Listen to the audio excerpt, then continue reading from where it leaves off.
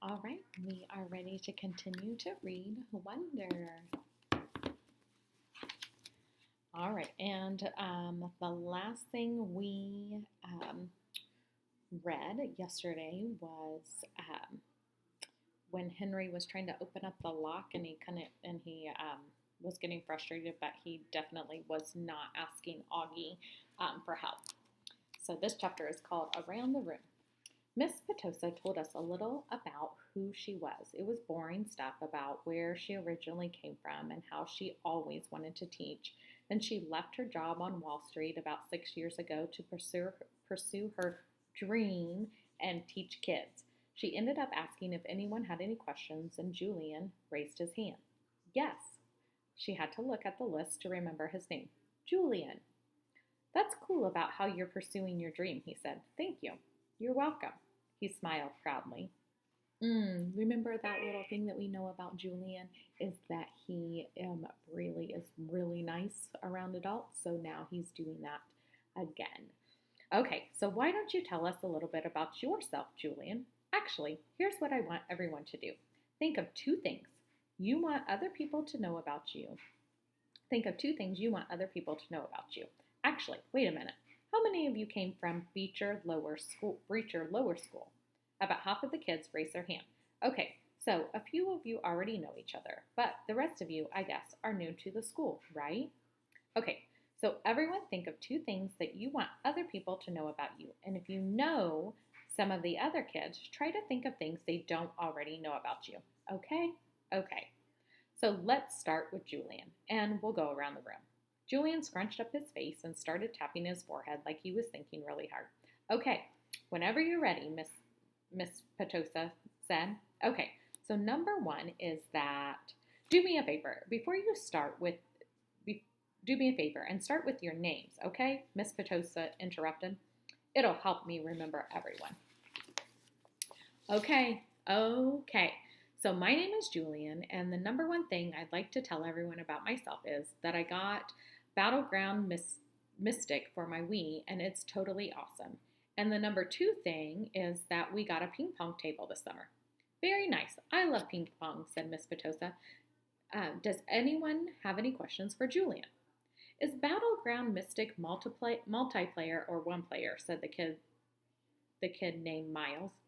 Not those kinds of questions, said Miss Petosa. Okay, so how about you? She pointed to Charlotte, probably because her desk was closer to the front. Oh, sure. Charlotte didn't hesitate for even a second, like she knew exactly what she wanted to say. My name is Charlotte. I have two sisters, and we got a new puppy named Suki in July. We got her from an animal shelter, and she's so cute. That's great, Charlotte. Thank you, said Miss Petosa. Okay, then, who's next? Oh, what will Augie say? Now he has to speak in front of everybody. All right, the next chapter is called Lamb to the Slaughter. And remember when I think Dad said that in the car ride. And so let's kind of find out what he was meaning by that. Like a lamb to the slaughter, something that you say about someone who goes somewhere calmly, not knowing that something unpleasant is going to happen. Okay, so maybe Augie goes to school calmly, not knowing that maybe something unpleasant could happen. So let's see. I Googled it last night. That's what I was thinking when Miss Petosa called my name, and suddenly it was my turn to talk. My name is August, I said, and yeah, I kind of mumbled it. What? Someone said. Can you please speak up, honey, said Miss Petosa. My name is August, I said louder, forcing myself to look up. I have a sister named Via and a dog named Daisy, and that's it. Wonderful, said Miss Petosa. Anyone have any questions? Okay, so let's stop. The smart thing to do right now is probably not ask any questions. Who do you think is going to ask a question? Julian. No one said anything. Okay, you're next, said Miss Petosa to Jack. Wait, I have a question for August, said Julian, raising his hand. Why do you have that tiny braid in the back of your hair? Is that a Padawan thing? Yeah, I shrugged, nodded. What's a Padawan thing? Said Miss Potosa, smiling at me. It's from Star Wars, answered Julian. A Padawan is a Jedi apprentice. Oh, interesting, said Miss Potosa, looking at me. So, are you into Star Wars, August? I guess, I nodded, not looking up because what I really wanted to do was just slide under my desk. Who's your favorite character? Julian said. I started thinking maybe he wasn't so bad. Jango Fett? What about Darth Sidious? He said. Do you like him? Okay, guys, you can talk Star Wars stuff at recess, said Miss Potosa carefully. But let's keep going. We haven't heard from you yet, she said to Jack. Now, it was Jack's turn to talk, but I had to admit I didn't hear a word he said. Maybe no one got the Darth Sidious thing, and maybe Julian didn't mean anything at all. But in Star Wars Episode 3, Revenge of the Sith, Darth Sidious' face gets burned, another burn thing that Julian keeps bringing up, by Sith's lightning and becomes totally deformed. His skin gets all shriveled up and his whole face just kind of melts. I peeked at Julian and he was looking at me. Yeah, he knew what he was saying. So if you want, you can maybe Google Darth Sidious, and it might show you the face of him. Or you really ask your parents if you could look at that, but that will show you what Darth Sidious looks like if you don't already know what he looks like. There was a lot of shuffling around when the bell rang and everybody got up to leave. I checked my schedule and it said my next class was English Rube 321.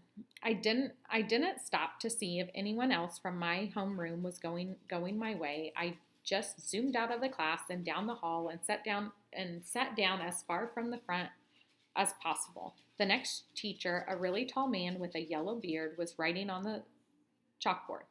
Kids came in laughing and talking in little groups, but I didn't look up. Basically, the same thing that had happened in homeroom happened again. No one sat next to me except for Jack, who was joking around with some kids who weren't in our homeroom. I could tell Jack was one of those kids other kids like. He had a lot of friends. He made people laugh. I'm sure all of you know someone like that. When the second bell rang, everyone got quiet and the teacher turned and faced us. He said his name was Mr. Brown and that he started talking about what we would be doing this semester. At a certain point, somewhere between A Wrinkle in Time and Shin of the Sea, he noticed me but kept right on talking.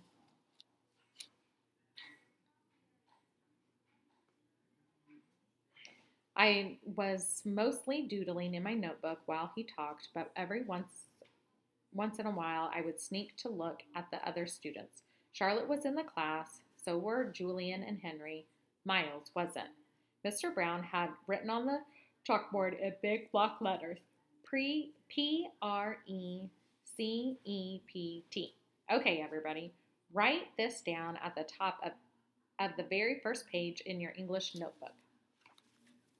As we did what he told us to do, he said, okay, so who can tell me what a precept is? Does anybody know?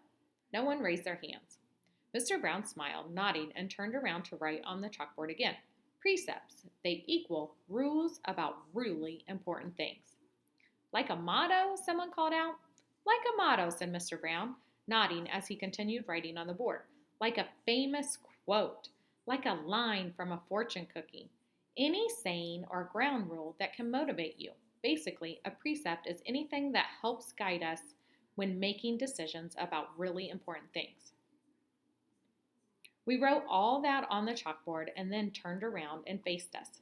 So, what are some really important things he asked us?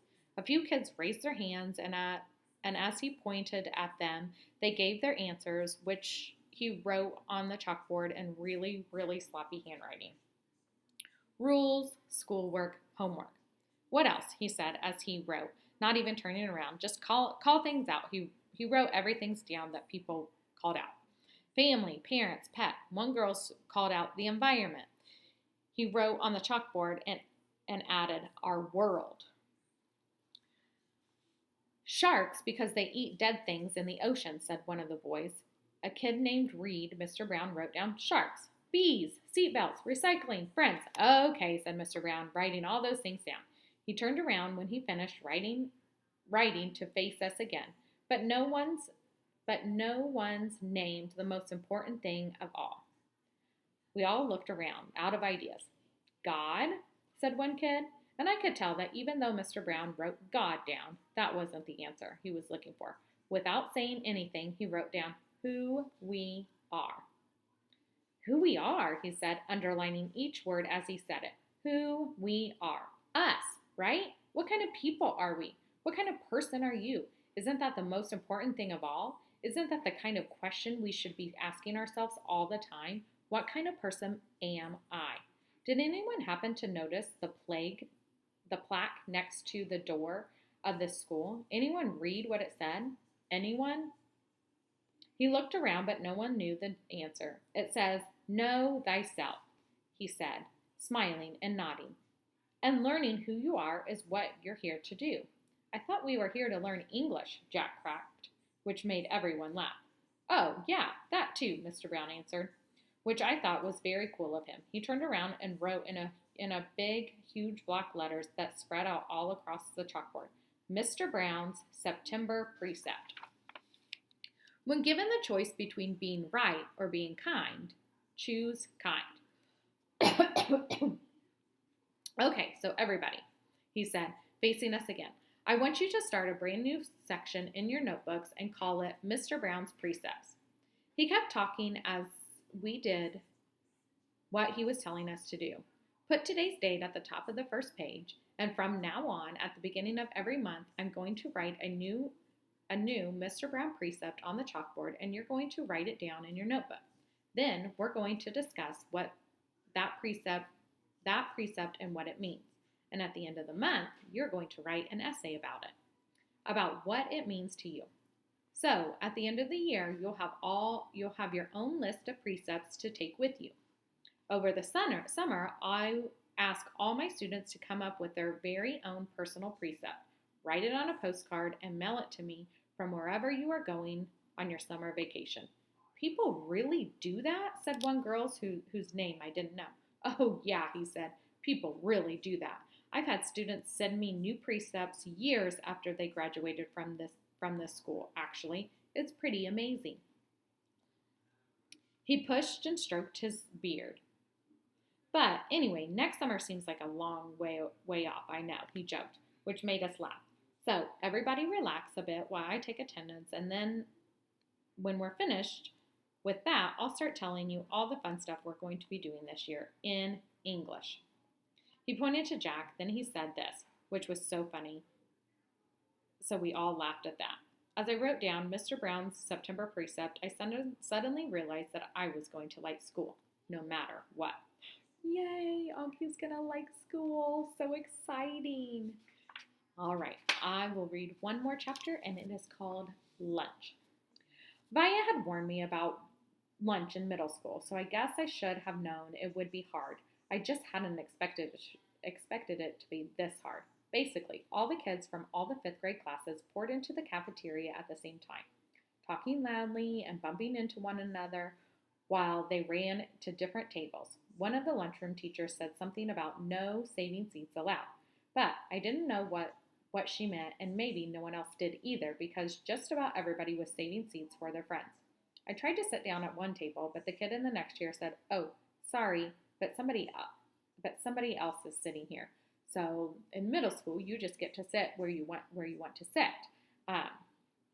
Not like at our school right now where we go in single file, everybody goes around and you sit next to that person. In middle school, you get to kind of choose where you want to sit. So I moved to an empty table and just waited for everyone to finish stampeding and the lunchroom teacher to tell us what to do next. As she started telling us the cafeteria's rules, I looked around to see where Jack Will was sitting, but I didn't see him on my side of the room. Kids were still coming in as the teacher started calling the first few tables to get their trays and stand in line at the counter. Julian, Henry, and Miles were sitting at a table towards the back of the room. Mom had packed me a cheese sandwich, graham crackers, and a juice box, so I didn't need to stand in line when my table was called. Instead, I was concentrating on opening my backpack, pulled out my lunch bag, and slowly opened the aluminum foil wrapping of my sandwich. I could tell I was being stared at without even looking up. I knew that people were nudging each other, watching me out of the corner of their eyes. I thought I was used to those kinds of stares by now, but I guess I wasn't. There was one table of girls that I knew were whispering about me because they were talking behind their hands. Their eyes and whispers kept bouncing over to me. I hate the way I eat. I know how weird it looks. I had a surgery to fix my cleft palate when I was a baby, and then a second cleft surgery when I was 4, but I still have a hole in the roof of my mouth. Man, this is a lot.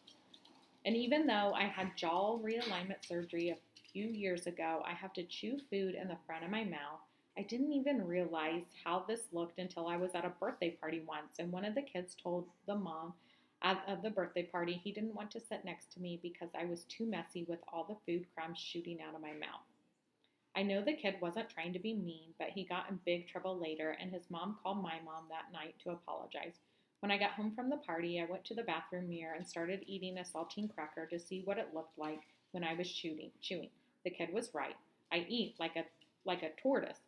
If you ever have seen a tortoise eating, maybe you need to watch a YouTube video of a tortoise eating. You might be able to see what Augie looks like some prehistoric swamp thing. All right. So just imagine, God, this author does a really great job of describing how Augie eats, and some of us might not like that. And so, what would you do in that situation where if somebody sat next to you and was eating like that? Would you be kind about it? Would you be rude about it? So think about, what kind of person would you be? All right. We will see. Actually, I won't see you until have another story for you until Monday. So have a good night.